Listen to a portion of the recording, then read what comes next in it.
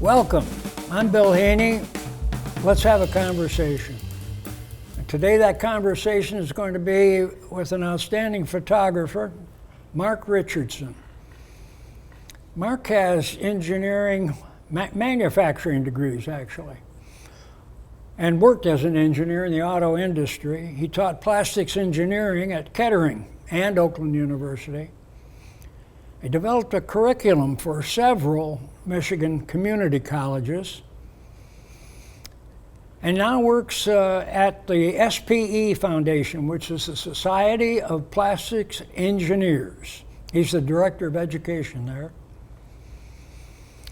Their grants and their work focuses on STEM, science, technical, engineering, and mathematics, on educational initiatives, scholarships, and equipment grants. Oversees a large national STEM education program focused on plastic materials and processes. Works with the William D. Ford Career Technical Center with the junior researcher students on STEM, and focused on industry mentored projects. And he provides most of the media assets for the foundation photos. I recall vividly, not long ago, Mark made a presentation of some of his really spectacular photographs to the monthly meeting of the Clarkston Area Backyard Birders Club. You caught birds in flight, I remember, and birds perched or feeding in such sharp focus that the individual feathers were exquisitely in detail, and they were. As a very amateur photographer myself, I marveled over the detail that Mark got in his photographs. But there are reasons for that, as you'll hear later. He has some outstanding equipment too that he works with. I do. He showed some super close photos, not just of birds, which the Birders Club was, of course, intrigued with, but even more so with insects that had almost science fiction kind of features that you never could see with not only a naked eye, but with a normal high-powered lens. And some of those were pretty much unimaginable. These are not shots that I could even think about getting with my own Canon. I know that Mark had one. Mine was 20 years old, Canon Rebel. And we'll be getting into more about equipment too later on. I had a Canon Rebel too. What's that? I had a Canon Rebel too. You did, I know. That was the first camera I started with. It was one step up from your starter camera, I think. Mm-hmm. Yeah. Our viewers will want to know how you got some of those shots I was talking about and how you got into photography. Given your fascinating and your multifaceted background, because you really do have a lot of different interests. And some of them came together with some training and some background, but you kind of coalesced several of these interests. How did you do it? Tell us, if you would, about bringing back to mind some of those photographs that I was mentioning. Yeah. And then we'll get into how you went about capturing those images. Yeah, absolutely. So as you mentioned, I'm an engineer. I love being an engineer. I'm, of course, a husband and a father first, but I'm an engineer third, and then a photographer comes after that. And I really... I had the opportunity through some things that I did with the university when I was there to get involved with some of these plastics organizations to try and help build my program. And one of the things that I was doing while I was there was going to conferences. And at those conferences, I saw the opportunity to be able to help out, lend a hand. And I offered free to take some photographs for the conferences. And as they saw that the photos were good, they started to ask me, hey, could you, take more pictures? what I was getting out of it wasn't just that I was taking photos and providing opportunity for the conferences themselves for advertisement, but I had the opportunity to be able to actually go up to people and talk to them, and it helped me to build my programs at the university through photography. So that was kind of where I got my start. Early on, that was my professional start. Early on, I actually had had a back injury many years ago, back in 2000, and I was looking for a way, while I was at home and recovering, I was looking for a way that I could have sort of a low impact activity to be able to keep myself busy. And we happened to have a Canon Rebel then that I took out into the yard, and I was just walk around my front and backyard and take pictures of just about anything that I saw that I could take photos of. And that's where I started taking pictures of insects and flowers and all sorts of things like that. So, you know, it was kind of a unique opportunity, but it was also just a necessity of myself to try and find something to do, that I kind of drifted into photography. I'd been a woodworker up until then, and woodworking was sort of my creative outlet, but I just couldn't do it anymore. I couldn't lift the wood and manage the tools, so I did photography instead, and it was very rewarding. Did you start then right in your own backyard while you were convalescing from the back injury, or what? I did, yeah. All the initial photos that I took were crabapple flowers in the spring, and bees and bugs that were crawling around on the flowers, and house flies, and just anything that I could find that I could take a picture of.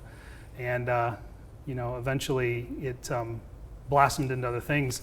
I you know, ended up through a divorce not having access to a camera for a little while, and Eve, my wife now, was gracious enough to support me in getting back into photography, and that's kind of when I got back into some of my current Canon gear that I have now.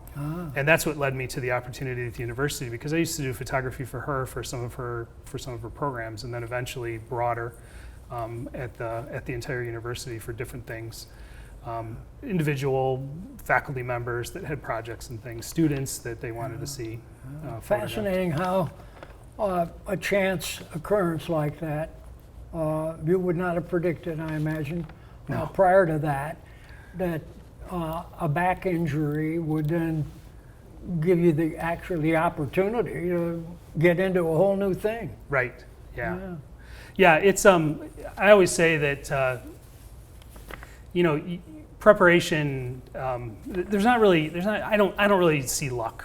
You know, I don't think there's any luck. I think that when preparation meets opportunity, then you have what some people consider luck. And if you miss the opportunity or you're unprepared, then you end up with bad luck. Yeah, well, back to your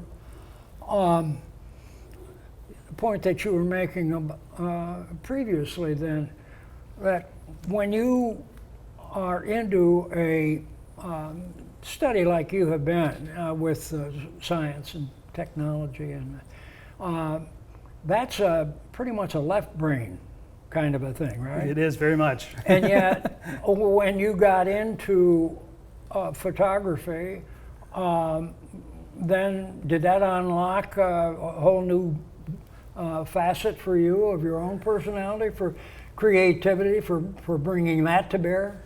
Yeah, engineering is very much a left brain activity. I mean, even if you're in design and in development, you're still always concerned about the technology. You're always concerned about the development, the science, the numbers, the data, you know, and I love all that. Don't get me wrong. That's a great part of my job, but I need a creative outlet too. Yeah. And so utilizing that right half of my brain, woodworking did that for me for quite some time. I would create projects for friends and family, for myself. A little bit of technology in there, you know, the measurement. My friends used to joke with me because I'd use a digital vernier caliper to engineer my wood projects. But I never had to dry fit anything because everything always fit together. If it's the right measurement, it always goes together the way you want it. But you know, when I couldn't do woodworking anymore, I needed to find something else. And that's one of the great things that I love about photography, is that it's extremely creative. You have to understand composition, you have to understand lighting, you know, all the things that I use to create a photo that's pleasing for people to see, but at the same time, all this camera gear has an immense amount of technology behind it, and understanding the bodies and the lenses becomes the technology part for me that I love too. So I get to marry both, and that's the thing that I like the most. I remember you mentioned about the many ingredients that go into photography, and whether composition and color, but that some people don't seem to realize what the most fundamental element is, which is? Yeah, it's light. Yeah. I mean, just take this situation right here with the two of us having a conversation. If we turned all the lights out, there wouldn't be very much to take video of now, would there? Right. No, it's amazing that that is so basic and so fundamental without the light. In fact, you showed me we had lunch today and talking about what we were going to be doing here, and you showed me a marvelous photograph. I had seen one that you did earlier, which was really impressive, of the what would you call it? Crystallized light? Frost, yeah. It was just frost on my window, yeah. Amazing. I have tried many times to capture that, and about a week ago we had a morning like that, and I real quick rushed to get my Rebel Canon, but by the time I got ready, the light had already moved, just in 10 minutes. Enough that I didn't get what I wanted. Not that I could have nailed it like you did. But yes, it does bring home just how fundamental light is. And right. You think of the great black and white photographer, Ansel Adams. Oh, yeah. No color, you know. Right. And many of the other ingredients that most people think are essential to a great photograph, but yet his stunning black and white, and the gradations and the grays. And the shadows and the contrasts, all critical, generated by light. And that brings me to an interesting point when I talked about luck and opportunity versus preparation. Yeah. That's oftentimes how I get these shots. You asked, how do some of these shots come about?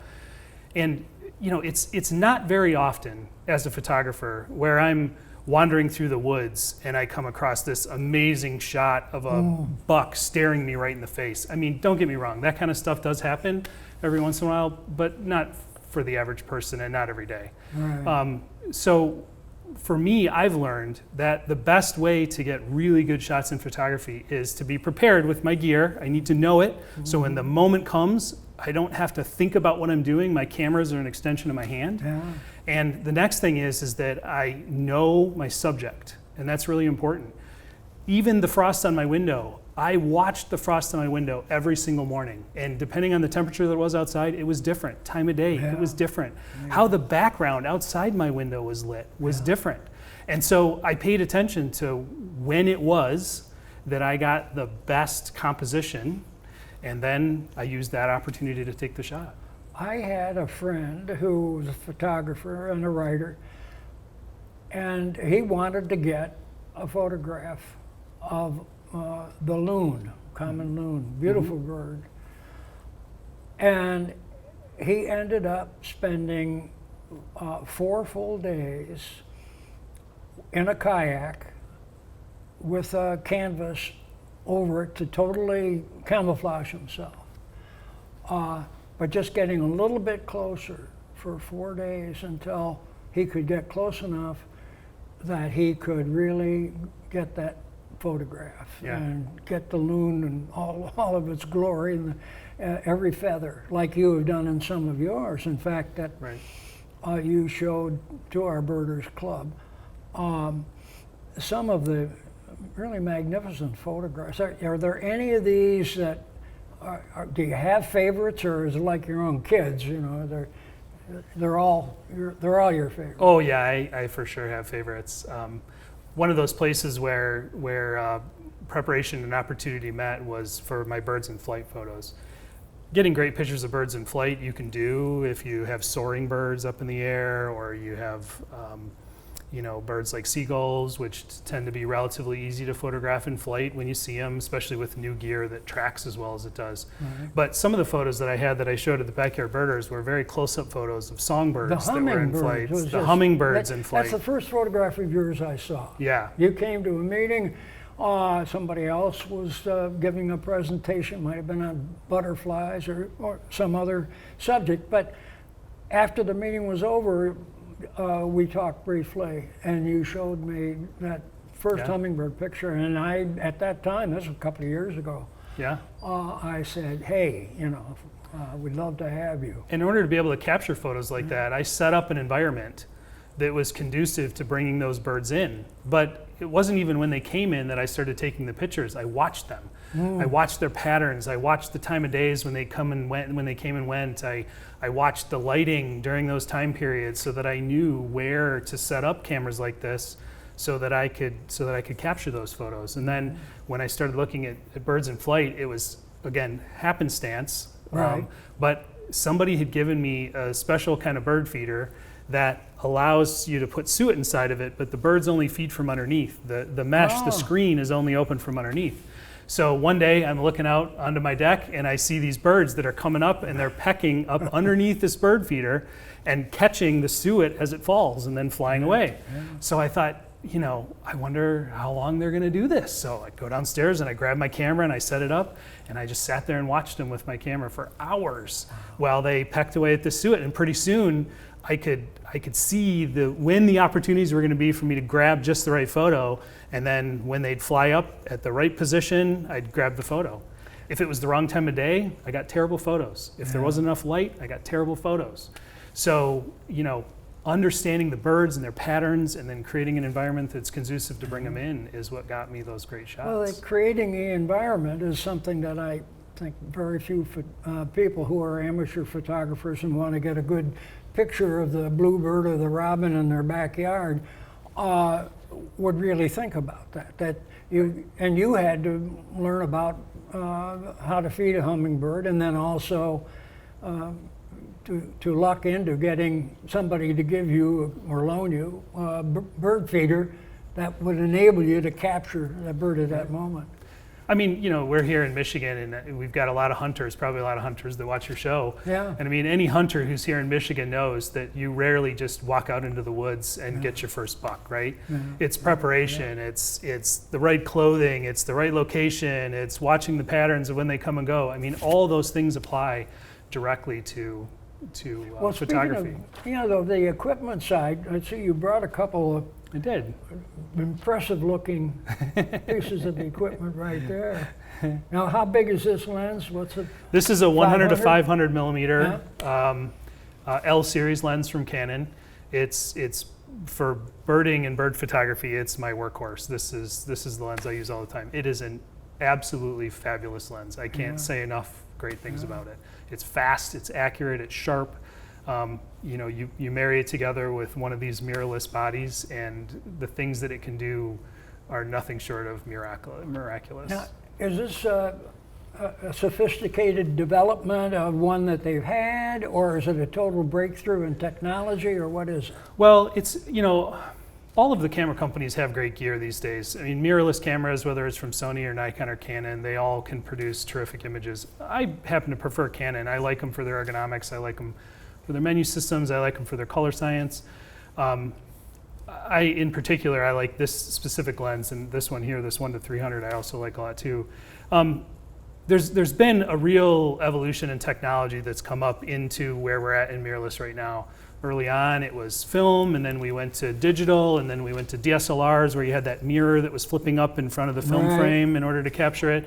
And when we went to mirrorless, we got rid of all that, and that technology allowed for a lot of optimization in the marriage of the body to the lens. And nowadays, I mean, I can capture birds in flight and focus on the eye while I'm doing it. I can capture insects in flight. I mean, it's stunning, the things that I can do, things I never dreamed I could do even 10 years ago. Well, now, what did you take the photographs of the super close-ups of the insect on a edge of a glass or something, as I recall. Yeah, it was a spider actually. Was it? Yeah, the little jumping spiders. I love my jumping spiders. They have a very unique personality. Hopefully, just take a minute and watch a jumping spider do its thing, and you'll understand what I mean. It's very different from a spider who sits in a web and waits for its prey. Jumping spiders, they kind of hunt like cats, and they have binocular vision, and they have quite the personality when you sit and play with them for a minute. They won't bite you. Well, So they're safe. was that a targets of opportunity, or was it one that you had to plan and get set up for? So I planned a little bit. I knew that I wanted to photograph one of those, and I have this kind of unique lens that Canon makes that's called an MPE 65, and it's a 1 to 5x macro. Macro means that you're actually projecting the film frame directly onto the subject that you're taking. So all of your resolution is contained within that small area, about the size of a postage stamp. When you go to a 5x macro, you get onto 1/5 the size of a film frame that all of your pixels are on. So you can get insanely detailed photos, and that's what I use to photograph some of these insects. And the frost. And the frost, too. Exactly. Yeah. So this particular time, when I photographed the spiders for the first time, I captured a jumping spider and I put him inside of a small Tupperware container. And he would climb up to the edge of the Tupperware container, and then he would look, and he wouldn't know where to jump, so he would just sit there, and then he would start to walk around the edge. Around the room. Well, I needed him to be in one spot. So we played this game for probably 45 minutes where I would rotate the cup so that he was back underneath my lens, and then he would walk, and I would rotate, and he would walk. And every once in a while, he would stop, or she, I'm not sure which, but the spider would stop, and it would look up at me like, really? How long are we playing this game? Yeah. I mean, it was really kind of fun. And that's where I sort of fell in love with these little Now, jumpers. It's interesting because did you, as a child and a young person, were you aware of all the fascinating life around you there, or were you, like most kids, pretty blasé about spiders and June bugs and whatever? No, I never had a serious interest. I didn't have a serious interest in photography either. I was one of those people that carried around a film point and shoot that took horrible photos of things on vacation, you know? Right. And, but no, I didn't have a specific interest in that. And, you know, it's kind of interesting that you mentioned that, because I have a lot of people that see me behind, you know, a camera in moments of mystery and wonder, you know, a spectacular sunset, an insect or a spider or you know, some flora or fauna that's pretty amazing. And they'll often say, why do you sit behind the camera? I mean, you're missing the moment. And I tell them, no, I'm experiencing the moment exactly the way you are, but in a slightly different way. I see it through a lens. I see it close up. I see it framed differently, but I'm experiencing the same moment. I'm just choosing to capture it. Well, part of that is because of the way your mind works, which is a little bit different than many people's, I would say. I, years ago, when I lived out in the country in Jackson County, I was the sports editor of a weekly newspaper, about the size of the Citizen, or not as big as the Clarkston paper, Clarkston News. But I would go to the Friday night football games. And this thing grew because they had a very good football team, and they didn't have much other news happening in there. So my stories of the Friday night football game would be a big deal, and my pictures. So I had two cameras around my neck, and it was really something, because I would cover the game and I'd be writing down every play on a clipboard and taking pictures. And when I got home from the game, my wife would ask me, you know, how was the game? And I would say, you know, I'm really not sure, because I knew all the facts and figures and I had the pictures, but I really didn't have the sensation of having seen the game. Right. And I think that probably can happen. But in your case, you're seeing it from many different perspectives. Right. Well, when I do conference photography, it's much the same way. Yeah. I may not hear the speech. I may not be participating in the question and answer, but when the whole thing's over and the person comes down off a stage that I'm photographing, I can tell them the expressions that they had. I can tell them that their speech patterns allowed me to capture photos in a certain way.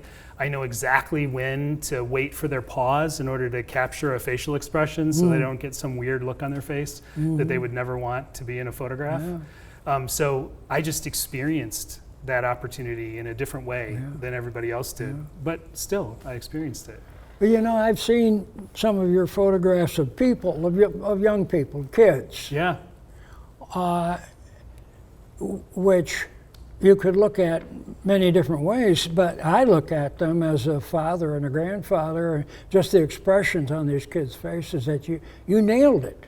Yeah. You know, and to me, in that kind of a photograph, of course the composition was right because you know what you're doing, and the lighting was right, but all of those are then in service, I think, to the subject, to the moment. It captures not just the physical expression, but the feeling of the moment. Yeah. And that's true with birds too, with the way you do birds when they're feeding or when they're aware of a threat or something like that. Some of that can come through the photograph. Right. You talked about the work that I do with the foundation and that I shoot a lot of their media assets. This national STEM program that we have goes into high schools. As a matter of fact, I think that our program comes here to Clarkson High School. But we engage with students on a regular basis in order to help them better understand science. And one of the things that we do is we have them skewer a balloon in order to understand the manipulation of polymer chains, right? But it's always a fantastic opportunity to capture photos. So I capture these photos of these kids who are in a moment afraid to put a skewer through a balloon, and then all of a sudden they put it through and the look on their face is like, oh my gosh, you know, and those are the kinds of photos that I love to capture. And they make great media assets because when you can take photos that convey the emotion that people have when the viewer can connect through the eyes with the subject that's in the photo.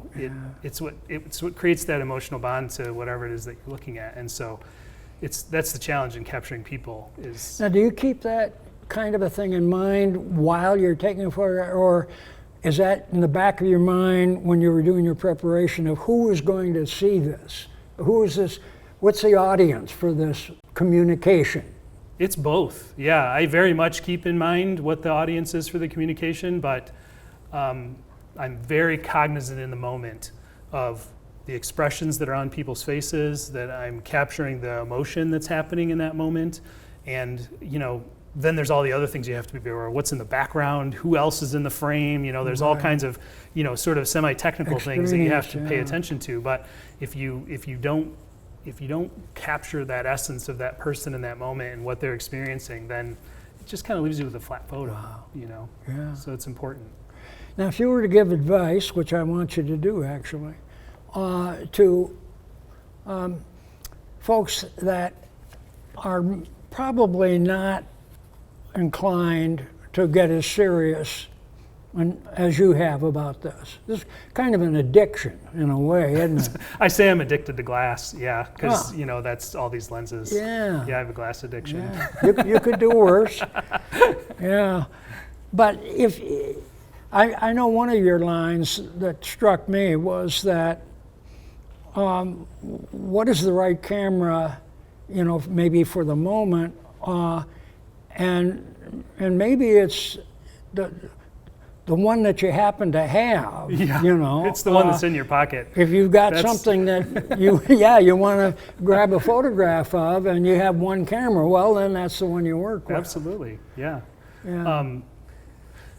I tend to be in a position where I very often have one of these cameras when I need a camera in the moment, which is why I get really terrific photos, you know, when I get them. But yeah, when I've worked with a lot of people over the years who don't have the resource. I mean, I have been blessed by Eve, my wife, to be able to afford this kind of camera gear. I mean, us together, you know, supporting each other in our endeavors and our hobbies. But she's supported me in, you know, being able to afford this gear, and I love it. But you don't have to have gear like this in order to be a successful photographer, to even take great photos.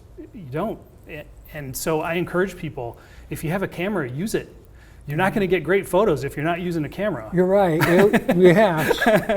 It's what your relationship is, an arrangement is synergistic. and that some of it helps both you and your wife in your careers. Right. Yeah, and so therefore you're able to maybe do a little bit better on buying equipment than most folks could. When I'm at these conferences, oftentimes I'll have photographers who are career photographers who walk up to me and they'll ask me, how can you afford gear like this? And I tell them, well, I'm a photographer on an engineer's salary. I kind of cheat a little, Right, yeah, that's extraordinary. It is extraordinary. That's why I say I'm blessed. It's a gift to be able to use equipment like this every day to take photos. Well, another thing is extraordinary is that people can then access. Now it's so different. When when I was taking my pictures early in my life, it's film and it's sending it in to get it developed, and then waiting and cropping it and all. There was a whole different set of processes, and now, am I right that people can contact you? You have a site. I do, yeah, series1photography.com. Right. Yep. Series 1's my company, my engineering consulting and photography company. So can they see from there some of your stuff? Or? Oh yeah, absolutely. I have all of the different genres of photography that I've taken over the years, the stuff that I've done professionally, the stuff that I do for myself. There's a lot of different things on there. Well, we'll run it as a crawler so that people can see that and get access to it. But I really have enjoyed this myself, and I'm sure our viewers will, the insight into how you were able to capture many of these spectacular photographs that we've seen throughout our show here. And I hope that the world spins in such a way that you can continue to capture these marvelous photographs. It's got to be helpful to the cause of preserving nature and the environment when people really get a bird's eye view, literally, which you're showing us in all of your work. I would encourage your viewers who want to take part in photography and who want to enjoy the activity to know your gear so that it works for you, know your subject so that you can take the photos that you want, and then just be patient. Diligence and practice is always the way to success, and being patient with your subject is the other really important thing. If you don't get that photo the first time, just keep trying. Eventually you will. It'll surprise you. And then, muscle memory on how to use the cameras and an intuition about the right moment takes hold, and then pretty soon you're just shooting great photos all the time. Priceless advice from a super photographer. Mark, thank you so much for being with us today. Yeah.